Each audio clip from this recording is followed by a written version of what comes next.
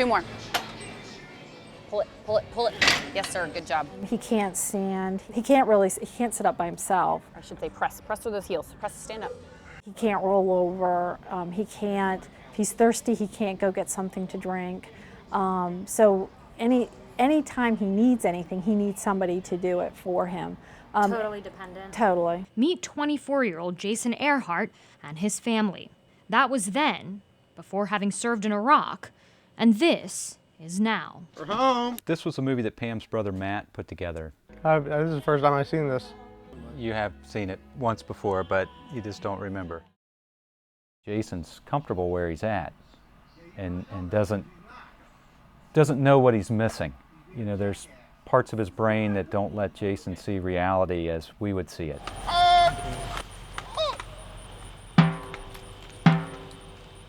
But Valerie Selleck sees reality all too clearly.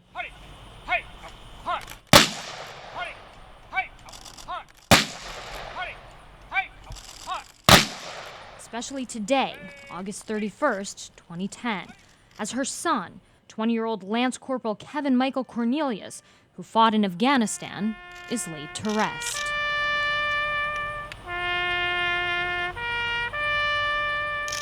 Here at Arlington National Cemetery, one can see the most tragic consequence of war. It's where sometimes as many as 5 funerals are held each day.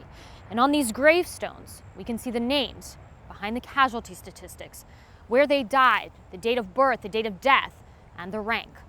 But what about the stories behind what actually drove these young men and women to enlist, to risk coming back here, their final resting place, 6 feet under? And though the ending to each story is different, how it begins usually centers around a common theme. Iraq War veteran and winter soldier Jesse Hamilton is no exception, because in less than 24 hours, I had gone to McDonald's and I had gotten lunch. I was sitting outside finishing up my soda, and a recruiter walked by me in his dress uniform. He was Special Forces, so they wore the Green Beret. And I remember being so intimidated and so impressed with that image. It was at that point that I knew that I was going to join the military. with no time to really consider the consequences, It was that night he was over my house and I was signing paperwork. for Kevin, it was one of the last pieces of paperwork he'd ever sign. His mom spoke to me by telephone because of the sensitivity of the matter. She didn't want to be interviewed on camera, but she wanted to get her message across. You see, Kevin was, as she says, nabbed by a recruiter in high school who was determined to get him to join the Marines.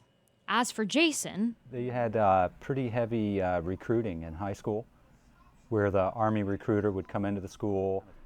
We were turned off, obviously, as parents. I mean, it's okay to consider something like that, but it shouldn't be forced on you quite like it was. that's why the Pentagon says its programs don't force anything on anyone. Instead, choosing to call centers like this Army Experience, not Army Recruitment. It gives the opportunity to learn about the Army without feeling pressured and without feeling stress and that anxiety of learning about something new.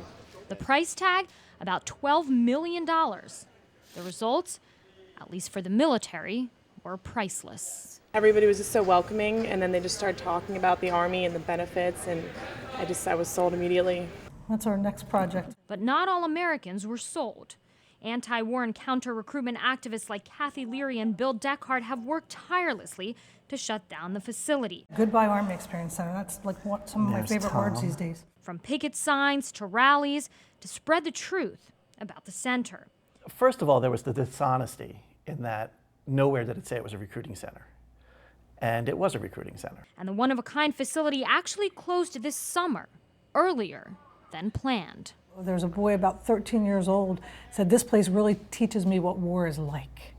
Yeah. So how can you not go out and protest the Army Experience Center? I don't agree with their marketing strategy and their target audience. I don't believe that that promoting violence is the way that the Army should be recruiting. But isn't war violent? War is violent. And so the last thing I think that the U.S. military should be doing is taking something as serious as war and the act of taking another human life and likening it to a game. They've taken out all of the horrors of combat and they've made it fun. Where are the caskets that come home? Where are the people that come home that are maimed and, you know, severely, severely disabled? That's part of the Army experience. Why aren't they portraying that? Right. They just want these kids to think, you know, yay, Army experience. This is great, fun and games. Jason and his family learned the hard way that not only is war not a game, but recruitment is no joke either. In part 2, Jason's story in his own words, what really got him to sign the papers and enlist? The answer is both shocking and disturbing.